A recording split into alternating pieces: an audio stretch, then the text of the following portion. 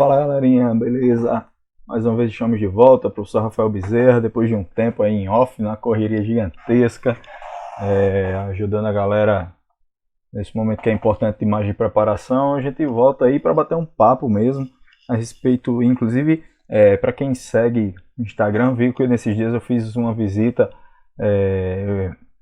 para dar uma aula, né, lá no Museu Vivo de Répteis da Caatinga. Eu já tinha ido visitar mesmo no final de semana, porque é aberto a visitações, e tive a ideia aí de fazer uma aula mesmo de lá para algumas escolas, e é bem legal porque a gente consegue ver em loco mesmo, né, algumas características daqueles animais. E aí, aproveitando a deixa, eu trago exatamente esse tema para esse encontro nosso de hoje, beleza? Que a gente aborda exatamente a temática de répteis. Ah, Rafael, mas ele é animal, cai com uma frequência muito pequena e tal. Mas tem que ter muito cuidado, gente, porque eles podem trabalhar uma perspectiva de répteis, de estudo de répteis, em cima, por exemplo, de evolução, em cima, por exemplo, de características de reprodução, em cima de adaptações ambientais, em cima de cadeias alimentares, a relação de predador e presa. Então tem que ter muito cuidado porque existem muitas variáveis ali acerca exatamente do estudo dos répteis, tá?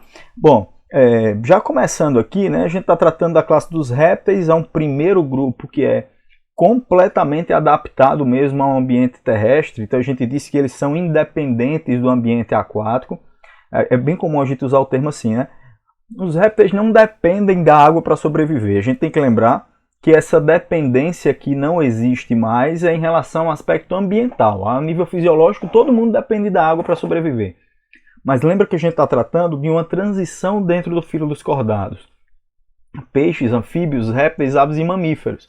Onde nessa transição de anfíbios para répteis, aquela dependência que os anfíbios têm quanto à reprodução especificamente, né, pelo fato de terem, em sua maioria, fecundação externa e o desenvolvimento ter que acontecer dentro de um corpo d'água, né, lagos, lagoas, enfim, a gente vê que dessa transição da dependência do ambiente aquático, que os anfíbios apresentam, para a independência do ambiente aquático que os répteis, no caso, passam a ter. Então eles são independentes da água. Uma característica, ou algumas características, inclusive, que contribuem muito para isso, são pele queratinizada. A gente vai ver que são constituídas por escamas ou então por placas dérmicas.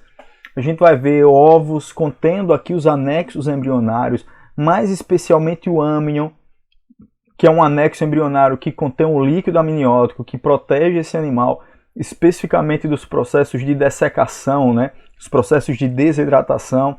Além disso, é um ovo com casca. Essa casca ela apresenta uma determinada rigidez que também protege desses fatores externos e ambientais, que a gente tem que entender que são essas características que, no caso dos anfíbios, essas características que eu acabei de citar, os anfíbios que correspondem ao grupo anterior não apresentavam. Daí exatamente o fato de eles terem essa dependência. Anfíbio tem pele fina. Anfíbio, o ovo tem que se desenvolver dentro da água. Anfíbio não apresenta os anexos embrionários, que são fundamentais, no caso, para a ideia da resistência aos fatores ambientais, principalmente em relação ao ambiente terrestre. Ok? Então são essas características de transição entre anfíbios e répteis que a gente precisa ficar bastante atento, ok? Algumas especialidades, né, que os répteis apresentam. Aqui a gente já começa a falar a respeito do órgão de Jacobson, que é fantástico, né? O órgão de Jacobson é uma estrutura, gente, que facilita o entendimento dos fatores ambientais por parte desses animais. Ok? Então por isso que eles apresentam essa língua bífida, né? Essa língua bifurcada, e que ele consegue coletar partículas que estão ali presentes na atmosfera e levam para esse órgão de Jacobson. E que no bulbo olfatório, no caso desses animais, eles conseguem ter uma real percepção ali mesmo de como é que estão os fatores ambientais. Então por isso que esses animais eles têm realmente esse comportamento de estarem colocando essa língua bífida, muitas vezes, inclusive, durante um intervalo de tempo bem curto, né? Uma característica bem particular mesmo, referente aí aos répteis, tá? Falando um pouquinho mais a respeito de fisiologia, esse ponto aqui é bem importante, né? A gente costuma descrever sempre a ideia das cavidades de coração dos cordados. E aqui nós temos o seguinte, ó. Peixes apresentam duas cavidades, né? Um átrio e um ventrículo. Os anfíbios apresentam três cavidades, são dois átrios e um ventrículo.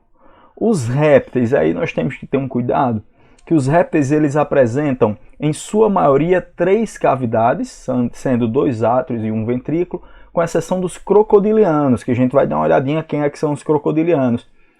Os crocodilianos eles apresentam 4 cavidades, 2 átrios e 2 ventrículos. No entanto, mesmo tendo 4 cavidades, a gente ainda descreve que há uma perspectiva de mistura de sangue, fato que deixa de acontecer apenas relacionado a aves e a mamíferos. Então, aves e mamíferos são animais tetacavitários, né? Então tem 4 cavidades cardíacas, sendo 2 átrios e 2 ventrículos, que são extremamente diferenciados lateralmente, no caso no coração, nesse caso impossibilitando a mistura de sangue.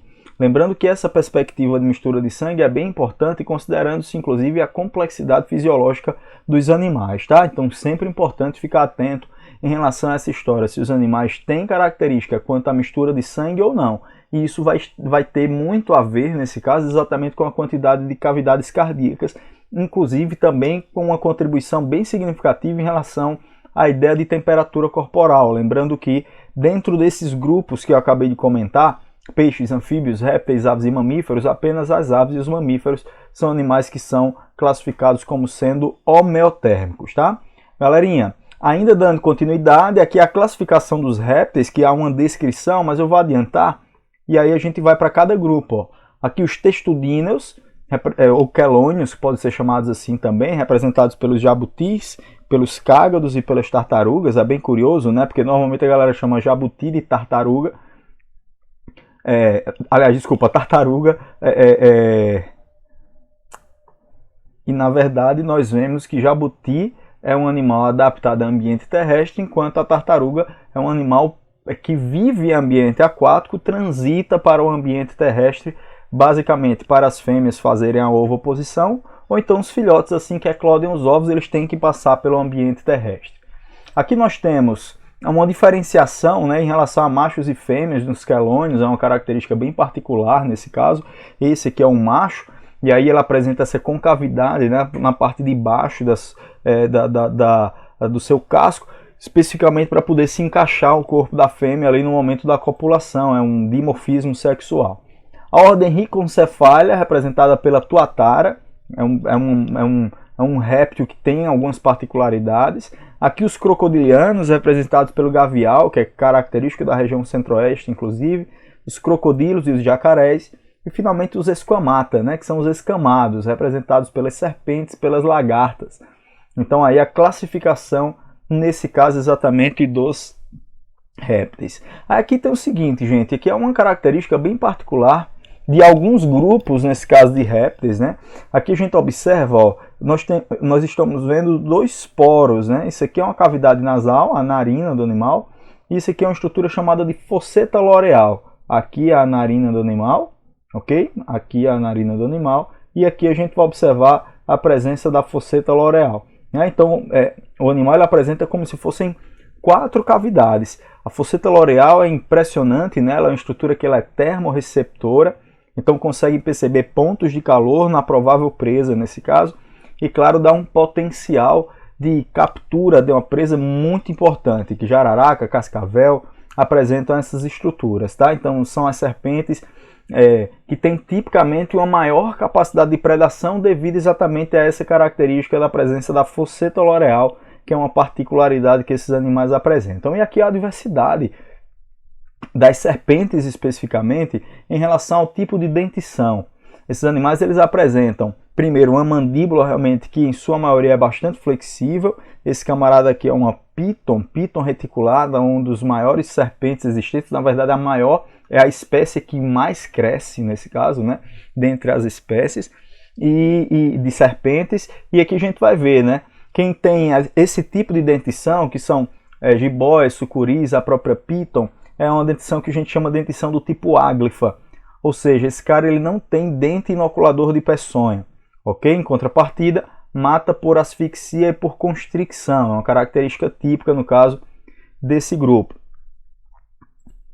Existem representantes que têm dentição desse tipo aqui, ó, que a gente chama de proteróglifa. É um dente anterior, porém ele não tem propriamente dito um canal como acontece, por exemplo, em relação a um último tipo de dentição que a gente vai ver. Então, na verdade, a ideia é como se a peçonha ela escorresse ali por um suco, por uma estrutura que está presente no dente, e é uma dentição do tipo anterior. A cobra coral verdadeira, por exemplo, é um caso típico de animal que tem dentição proteróglifa. Existe esse tipo de dentição aqui, ó, que é opistóglifa, né? Ela fica por trás dos dentes anteriores. É como se os dentes inoculadores de peçonha ficassem meio que no meio da boca do animal. É muito típico, por exemplo, a maioria das cobras corais falsas, cobra cipó, por exemplo, apresenta esse tipo de dentição. Lembrando que, para acontecer acidente com seres humanos, em relação a esse tipo de dentição, é bem menos provável, né? Porque na hora que ele morde, ele consegue atingir a nossa pele com esses dentes que são mais anteriores. Então, esse tipo de dentição serve para na hora que o animal está colocando uma provável presa para dentro da cavidade bucal, beleza? E aqui a dentição que é a mais típica, né? Que é a dentição do tipo solenóglifa. Então aqui há um canal mesmo, né? Lá na cobra coral verdadeira é como se a peçonha escorresse pelo dente. Aqui não, aqui a gente vê um canal mesmo por onde vai ter a passagem dessa peçonha. E é claro que aqui a gente está lidando realmente com os animais que apresentam maiores especialidades em relação ao processo de predação, que nesse caso a gente representa ali por jararaca, cascavel, surucucu, são algumas das serpentes que têm a dentição do tipo solenóglifa, beleza, gente? Então vê aí que é uma passagem, claro, por algumas características referentes aos répteis. É um tema sempre muito encantador, muito massa. E até o próximo encontro nosso. A gente volta na perspectiva de dar uma resolvida em questões que são do Enem aí. Então fica de olho, beleza? Valeu, galerinha. Grande abraço. Tchau, tchau.